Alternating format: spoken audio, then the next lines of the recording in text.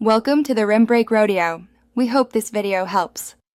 In this video, I will show how to make the perfect waffle. First, let's gather our simple ingredients. You'll need 2 cups of all-purpose flour, 2 tablespoons of sugar, and 1 tablespoon of baking powder. Don't forget 1/2 teaspoon of salt to balance the flavors. For the wet ingredients, have 2 large eggs ready, along with 1 3/4 cups of milk and 1/2 cup of melted butter.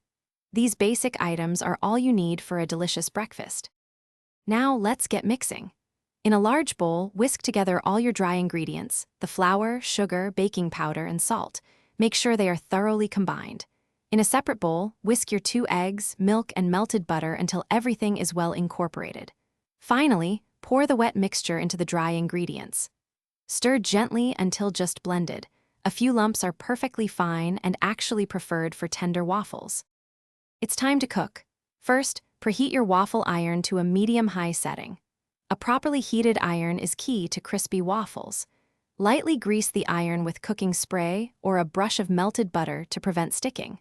Pour about 1/2 cup of batter onto the center of the iron for each waffle or adjust based on your iron size. Cook until they are beautifully golden brown and steam stops escaping, usually for 3 to 5 minutes.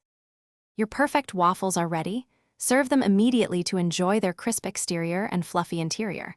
They are fantastic with classic maple syrup, fresh berries, or a dollop of whipped cream. Don't be afraid to get creative with your toppings. For more great content and deals, check the description below.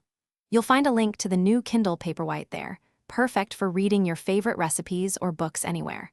Enjoy your delicious homemade breakfast. Thanks for watching. Consider subscribing if we helped you.